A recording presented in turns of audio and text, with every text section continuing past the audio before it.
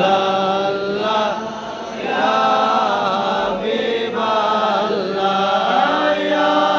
রাসূলাল্লাহ ইয়া হাবিবাল্লাহ ইয়া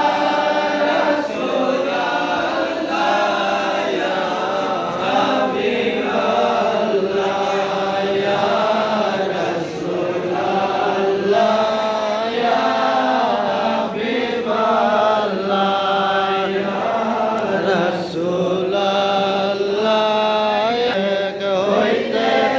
যে পারে রাসূল দয়া করে দেখা